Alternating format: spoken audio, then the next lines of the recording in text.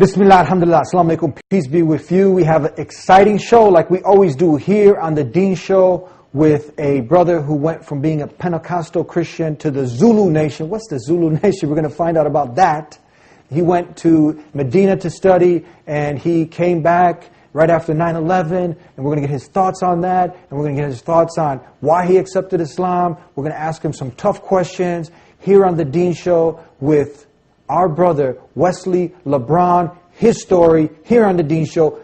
Be here with us. Don't go nowhere to hear this incredible story. We'll be right back. Here on the Deen Show, we're back with Wesley Lebron. Assalamu alaikum. Wa alaikum assalam. Peace be with you. And peace be with you. How are you? Alhamdulillah, everything is good. All praise and mercy, all praise is due to Allah subhanahu wa ta'ala. So you found the time to be with us here on the Deen Show. You have an incredible story. You accepted the way of life of all the messengers of God, that complete submission to the will of the one Creator who created you, me, this whole universe and everything in it. Yes. But before that, you were in the Zulu Nation, Pentecostal, part of Christianity, you know, hanging with the homeboys. Yep. And you even went to Medina for a little bit to study. And now you're here on the Deen Show. Where do we start? We can start before Islam, briefly. Talk to us. You know, before Islam, I was raised Pentecostal in a Pentecostal family, very religious family. Raised by my grandmother, because my father was an immigrant to this country. In my teens, I started to pull away from religion.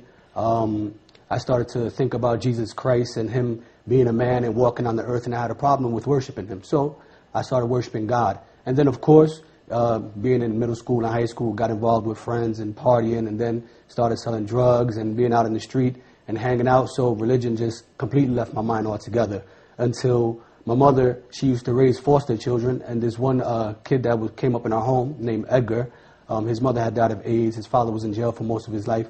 He was 17 years old. He introduced me to the Zulu Nation in New York. He said, look, there's this organization, the Zulu Nation. I would like to take you up there so that you can go ahead and get to see what it's about. And Africa Mbata, who was big in hip-hop, he was the leader, and he was the one that used to give the meetings. So we decided to go up with him to New York. And when we went up to New York, we sat there and we was listening to the meetings. A lot of the meetings basically dealt with government conspiracies and things of this nature. They had principles, but they were a gang in reality. Part of that was that a gentleman named Aziz, a Muslim brother, who was also Puerto Rican like myself and Edgar, he came and he said, can I talk to you brothers? After giving a short speech to all of the members of the Zulu Nation. And we said, sure. Edgar knew him from years back when he was with the organization or the gang. And he said, look, I would like to talk to you about Allah. He said, would you mind taking me home? So I told him, fine, let's go, I'll take you home. So he lived in the Bronx. So we went to his house, he invited himself for some coffee and some tea. And he began to talk to us about Allah, the one God. And he began to tell us that Allah didn't have a father, Allah didn't have a son, that Allah didn't have any family members, that He was the creator of the heavens and the earth and all that existed. And I said, man, I said in my teens, this is what I believed in. I couldn't pray to Jesus because I had a problem praying to a man. And when I looked at the scriptures, it just didn't all fall into line for me. So I said, do you have some more information about this? So he gave me a book, Tawheed, by Bilal Phillips. What does this mean, Tawheed? Tawheed basically means the oneness of God. I know what it means, just for our audience. Tawheed basically means the oneness of God, praying and worshiping the one God, the one true creator, the one who created the heavens and the earth, the one who is free from association. No one, He has no equals, no partners. As He says in the Quran, "Laysa kamithlihi shay, wa huwa as-sami'ul basir." There is nothing like it unto Him. So I took this book on Tawheed, me, Edgar, and another friend of mine, and we would sit down and we'd have lessons in reading this book. And we started to delve more into it. And at the same time, we started to read up on the Nation of Islam. And then we started to read up on the 5 percenters. Then we started to read a book called From Niggas to Gods. So we started to read all these... I mean, that's, you know, an actual book. A book. This is a book called that name. This is a book, actually, From Niggas to Gods, that a particular type of 5 percenters used to study. So a religion is based on this book? Well, or they study this book? A following studies this particular book. The 5 book. percenters, they follow this book, that the name you just mentioned. Whether they follow the book or not, I'm not sure. I didn't really get too much into the depth of it. We had picked it up and we started to read all these books because we wanted to compare. And when we started to compare, I said, before I can accept anything, I have to give Christianity a chance. This is the faith that my family came from. This is what I was raised in. I was raised Pentecostal, so I have to give it a chance. So I read the Bible from cover to cover.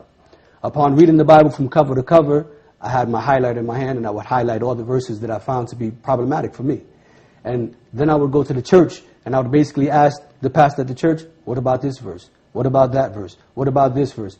and all of the answers, they were never satisfactory. So you sincerely, you went up to the higher-ups, Yes. the priests or whoever, the higher clergy in the church, and you were like, talk to me. Yes. This is not making sense. And you're asking them and wanting these sincere answers, and they couldn't. You couldn't give me answers. It wouldn't give you rest for your soul. My soul didn't find rest. No. And I would ask my grandmother as well because she was very religious.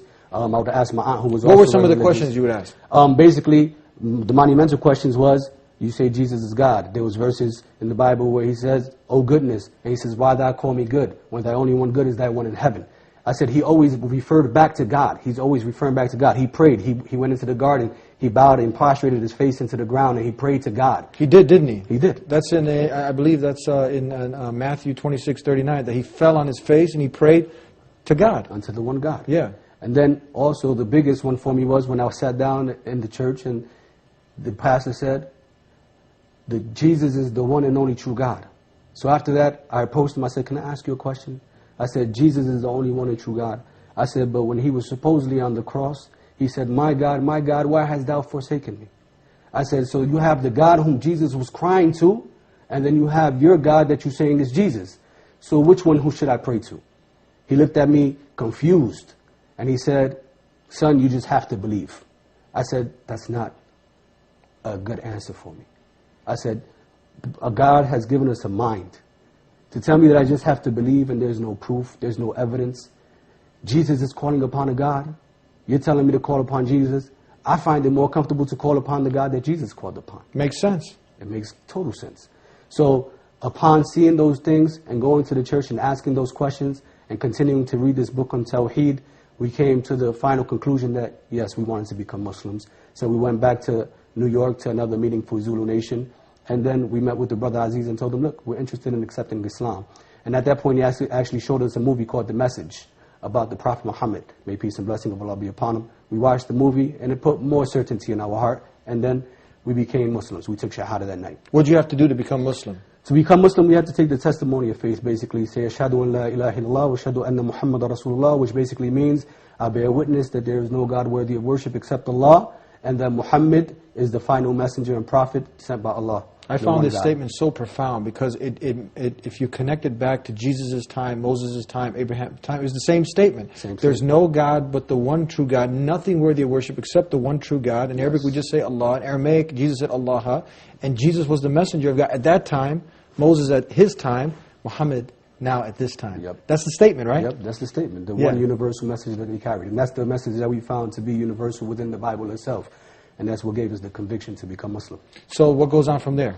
From there, after that, we still was dipping and dabbing in this because we were new Muslims, so we didn't really know much, unfortunately. So we still partied, we were still drunk, unfortunately.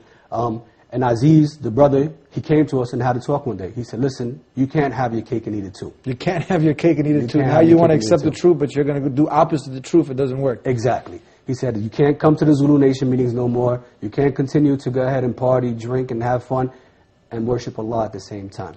But what's this? You mentioned you accepted Islam, but the Zulu Nation, how does this fit in? Well, the Zulu Nation, what happened was, alhamdulillah, all praises to Allah, we didn't get to stay long with that gang, the Zulu Nation. It was a short period. But when we accepted, we didn't know if we wanted to leave it still, because they talked about a lot of government conspiracies, and it drew our interest. But then when Aziz said, listen, you can't have both. You're either going to be religious, or you're going to deal with this junk over here. Because at the end of the day, it was the gang, and the underlying principles were no good. So we said to ourselves, okay, we're going to choose Allah subhanahu wa ta'ala. We're going to choose to be religious. And he told us, don't come back to New York anymore. He said, find a mosque in your area, because we're from New Jersey originally. He said, find a mosque in your area. When you go there, call me, let me know what they're teaching, and then I'll tell you if what they're teaching is correct, and then stay there at that place. Don't come up here no more, and change. So we did that. We went to Patterson, New Jersey. We found a mosque. We stood out in the parking lot. And we were kind of nervous at first. We was like, man, this is something new. We left. We didn't go in. We came back the second time. We said, okay, let's go in. So we went in the mosque. It was actually a Palestinian masjid. When we walked in, everybody speaking Arabic, no English. Everybody's talking words. Assalamu alaikum, may peace be upon you. Jazakallah khair, may Allah reward you. All these words, and we're sitting there, astonished because we didn't know what these words meant. We're gonna get into some of the definition of these common used words that you've heard, and we got so much more to talk about here on the Dean Show with our brother, your brother, Abu Sumaya, here on the Dean Show. We'll be right back. Back here on the Dean Show with Abu Sumaya, formerly Wesley Lebron? Yes, correct. What, like Wesley Snipes? Like Wesley Snipes and like LeBron James. Yeah, so why did you change your name? Well, when we first accepted Islam, you know, it was a big thing. I walked in and met Muslims, and everybody has these different names, and we started to find out what they mean. So a good friend of mine who accepted Islam with me, Tony, he said, we started looking at the attributes of Allah. So one of the attributes was Abdur Razak, which meant the provider, of the servant of the provider, meaning Allah. So he said, you have kids. You're always providing for your kids. You're always taking care of people. You're always helping people out. Why don't you take this on as an attribute for yourself? And that way it's a constant reminder for you of what you should be doing.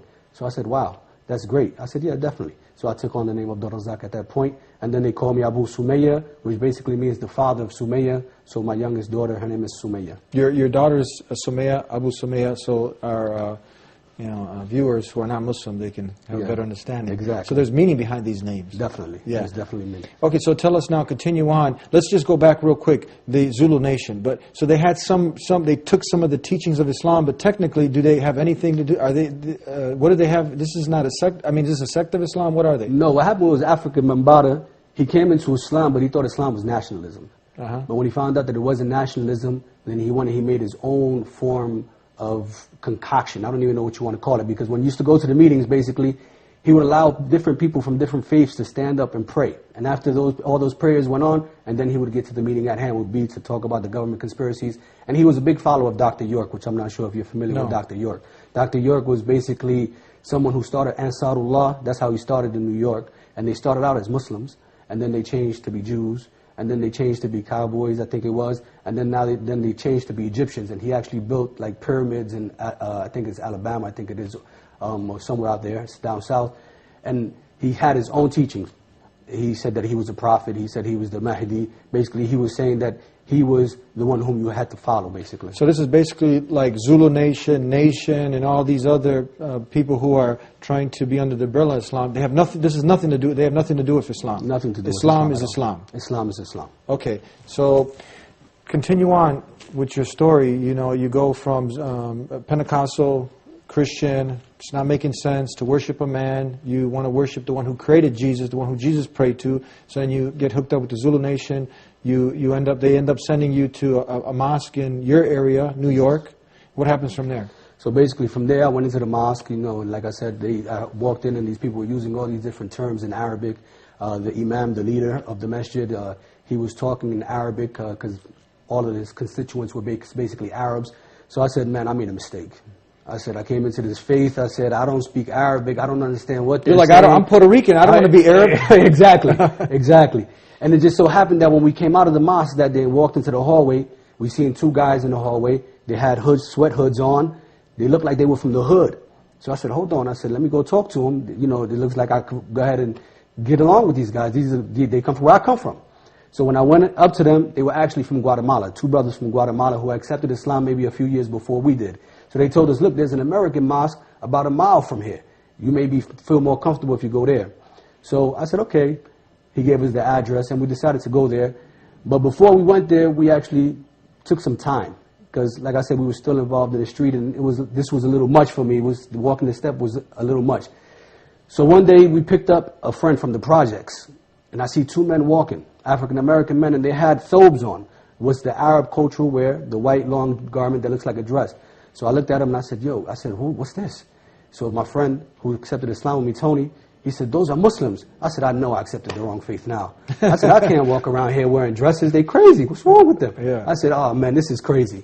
So we decided, said, look, let's go to the American Mosque in Patterson, the other one, and see what's going on. And lo and behold, when I walk in, the same man that I saw at the projects with the thobe and the white dress on, he was the imam there. And it just so happened that we sat down and we began to talk to him, and that became a long, beautiful friendship that I had with that particular imam. So one day, it just so happened, I was at home, drinking, smoking with friends, and we're sitting out on my porch. While we're sitting out on my porch, I'm looking into the sky. I'm just looking at the moon. I'm looking at the stars. It's about 3 o'clock in the morning.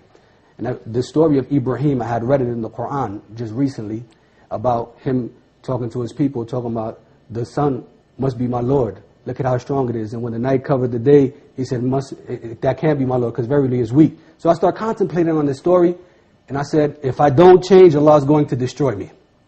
At that moment, I told my friends, get up, get out of my house. They said, what are you talking about? You drink, you get high, now you don't know how to act? I said, no, this is the first time in my life that I know exactly what I'm doing. I said, get up and leave. At that point, I knew that I had to cut off all of my friends. This was in the middle of the party now. This was in the middle of a gathering. Yeah. And I said, you got to go. Uh-huh. I said, were they Muslim? They weren't Muslims. Okay. I was hanging around with a bunch of non-Muslims. And I said, you got to go. But they weren't good influences for you now. They weren't they're supporting the drinking, the smoking, and calling me to it. Yeah. Calling me to it. And that's why I said I have to cut them off. And you really want to become a better human being. And I wanted to be a better person. I wanted to be a better man. I wanted to be a better father. I wanted to be a better worshiper to my Creator. So I knew that I had to get away from them. So I cut them off. I left them alone. And my second home became the masjid. I would go to work, come out of work, and go to the mosque. And I would stay in the mosque, learning, praying, sitting around the brothers so that I can go ahead and begin to develop better character. And this became my life. Tell us now, you took a major step, a major leap forward. But why? Why not just stay where you're at, hanging out? It's fun. People, drinking with the boys, chasing the ladies, going to the parties, to the nightclubs. Mm-hmm. Now you have a bunch of do's and don'ts. Yeah. You got to get up at a certain time and pray. Yeah. When it's difficult to get up, you're not supposed to be cursing, lying, deceiving. Over here, it's a pretty easy lifestyle. This, it takes a lot of effort. You know what I mean? It's a struggle. Why didn't you just stay with the easy way? Why'd you choose this hard way? Well, the easy way, it seems easy, but it's actually miserable. You live in this life that it seems to be something that seems to be all about fun and partying, but the reality is that there's no fun. After it's all over, you woke up, you had a hangover, you may have got a woman pregnant like I did 2 times, ended up having 2 kids, now you got child support. It has consequences with it. And then when I began to live the life of faith, it began to become sweet. Sweet. Sweet. Life began to taste so sweet. Faith began to taste sweet. I began to feel like a person all over again. I began to feel free. When I worshiped God, I was able to worship Him with peace in my heart. I was able to walk around and show my family. My family, when they saw the change in me, it was incredible. At first, they didn't want to know nothing about me. You're a Muslim, get out of here. You're worshiping the devil. And then when they seen that I stopped drinking, that I stopped smoking, that I changed my life, I stopped womanizing. And then they came to me and said, hold on, let's sit down. This is not the same guy. This is not the same guy. We've been trying to get him to stop the whole time. It didn't work. Nothing worked. Nothing worked. But Islam worked. Islam worked. Why? So much so that my father, one time, he was at a hot dog truck and the man was praying. And when the man finished praying, he said to my father, I'm sorry, I'm Muslim. My father said, no, my son is Muslim, I understand. He said, where are you from? He said, Puerto Rico. He said, and your son's Muslim? He said, what do you think about Islam? He said, I can sleep at night now. Your father you caused so much havoc. Yes. Your father and mother couldn't sleep, but now you accepted Islam, the worship of the one Creator, and now your character got better, your life got better, and now your parents could finally get some rest. Yes, my family could finally get some rest, and they were at peace. Were they worried now also because, all the false hype that's out there that now you're going to, go and hurt innocent people, terrorize people? What about that? Well, what's amazing was that when the hype kicked in, I was actually in Medina studying. So you actually went down to the Islamic University of Medina. This is how motivated you are. You went to the university, yes, the prestigious university, to learn the religion. What happened? I went to the prestigious University of Medina to learn the religion. And I always say that that Allah did not send me there to learn. He didn't send me there so that I can become a scholar. He sent me there to change my life. When I went there, I saw what worship was all about. It became clear to me that God is to be surrounded, that our life is to be surrounded around God and not God around our lives. So I was there for about 6 months. 9/11 happened, and my family was here in the States. So I felt that I had to come back because me and my wife were the only Muslims in our family, and I felt that she needed the support being a new Muslim that I needed to give her, and we needed to support each other in this particular time. And at the same time, I needed to be here to also talk to my family and prove to my family that, listen, this is not what Islam and what Muslims are all about. We're going to take a break. We got a few more questions to ask before we come to a close here on The Dean Show. You don't want to go nowhere with this exciting story. We'll be right back. Back here on The Dean Show with our brother and your brother, Abu Sumaya. Talk to us now. A few more minutes left. I want to ask you some tough questions. for the people now that are watching, the not yet Muslims, because everyone has the potential to submit to only God, the one God, the God that now you were searching for. You didn't want to worship a man. You didn't want to worship Jesus. By the way, are you like anti-Christ now? No, I'm not. Basically, I'm for Christ. If we don't believe in Christ, we don't believe. That's what our prophet taught us. So we love Christ just like we love Muhammad. We love Christ more than the Christians do. Well, that's a bold statement. Can you back that up? Oh, of course, definitely. You know, part of Christ is in our life as well. You know, many people think that we don't believe in Christ. That was the first thing my family thought. And then we start to show them the proof. There's a whole chapter about Mary in the Quran, chapter 19. If you read it, it speaks about Mary and about all the things that Mary went through. It speaks about Jesus, all the miracles that Jesus had, all the miracles that Jesus did, everything that Jesus taught. So when we look at it, and they're more detailed than what was in the Bible. I was able to talk to my family about some of the miracles. They never heard none of these things. Mm-hmm. They were surprised. Mm-hmm.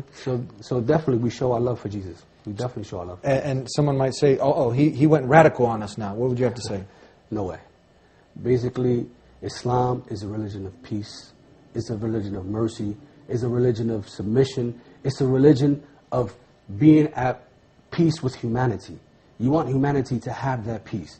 Our religion doesn't teach us to kill people. Our religion doesn't teach us to terrorize people. Rather, our religion teaches us, like the Prophet told us, if you the best Muslim is the one who's good to his neighbor. That you should bring over some soup to your neighbor. You should get to meet your neighbor. You should get to know who your neighbors are. Me and my neighbor, they tell me where their key is hidden for their home. If I'm not home, they tell me, you can come into my house, check on my house for me. This is what neighbors are supposed to be. This is what Islam is supposed to do. That you're supposed to be around in the society, and the people are supposed to feel peace and tranquil with you. So how did you feel when 9/11 happened? When 9/11 happened, I was upset, naturally, because they blamed the Muslims. And of course, my family, at first, they were like, we're fighting the enemies. And I'm like, hold on. I'm a Muslim, so am I the enemy now? And my mother was like, hold on. No. So it was baffling, you know. So we had to come and teach them, no, this is not what our Prophet taught us. Our Prophet told us that the man who kills himself in a suicide bombing, that he goes to hell. There's no permission. In times of war, we can't kill innocent women and children. You can only fight the person who's fighting you. You can't bulldoze homes. You can't tear the trees out of the front of the homes. You can't do none of these things. So if the person you're fighting stops, then you're supposed to stop as well, to show that self-restraint. So this is what Islam teaches us. Amazing, amazing. Tell us now, for the person who's still stuck where you were, and you know they're not happy. That void is there. There's an emptiness there, and they're still partying, hanging out at the nightclubs, you know, womanizing, and the women getting sucked up also, wanting the attention from the men, and, you know, it becomes just a game, a never-ending cycle. And how would you advise them? My advice for them is basically take the chance, read about Islam, read about the Quran, read about Muhammad sallallahu alaihi wasallam. May the peace and blessings of Allah be upon him. Give yourself a shot. You deserve better as a human being, as a person. You deserve more in your life than partying, drinking, being with men, being with women. Give yourself a shot.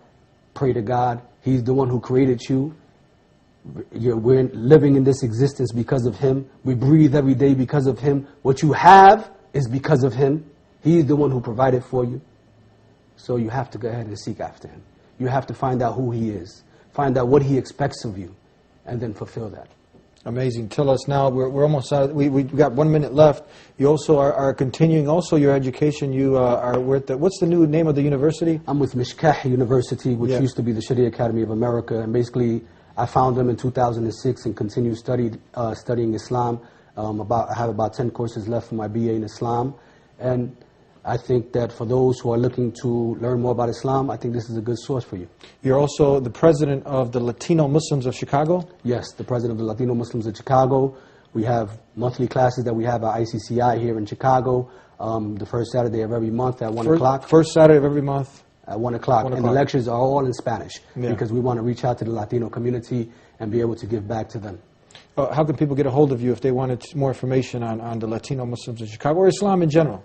Latino Muslims Chicago at gmail.com. Okay, but they don't have to be Latino. Maybe they want to talk. They can relate to you. They, been through, some of the things that you've been through. And you know what? It's late at night, early in the morning. They're like, man, I need to change my life. I can identify with this guy. I need to talk with him. So they can reach you there? You can reach me there. You can hit me up on Facebook. Abu Sumayya Lebron at Facebook. And you can send me a friend. I'll friend you, and we can sit and talk. If people invited you to come out to their town, to their city, also to do, a talk about, extended talk about your story, you'd be willing to come? Oh, definitely. More than willing. All right. May Allah, the creator of the heavens and earth, reward you immensely for sharing your story with us. And may He bless you, Akhi, for all the good work that you do, Akhi. Ameen. Thank you. Ameen. And that was another exciting episode. I'm sorry we had to come to an end. I know you'd want us to continue more. It was very exciting, and I hope that you got the benefit. And if you're tuning in for the first time, know that we're here every week. We're here helping you develop a clear, lucid understanding about the way of life that was sent for all of mankind to live by. Peace acquired by submitting your will to the one who created you. That's Islam. That's the message that was sent throughout time. Really understand that we're not self-sufficient, that there is a purpose in life, and we need to live our purpose. That void that's inside all of us cannot be filled with drinking and partying and just going out there and living according to your whims and desires. That will never make you happy. But when you truly surrender yourself to the one who created you, you have a relationship with the one who created you. His way, not your way. That's how you can truly be successful, when you live your purpose according to God's will, not your desires. And it starts with asking, and when you ask, you shall receive. So ask the Creator to guide you, and He'll facilitate a way. He'll facilitate a way, God willing. Continue to tune in here to the Deen Show. We're here to help you. You can call us at 1-800-662-ISLAM to learn more, and we'll see you next time. Peace be unto you.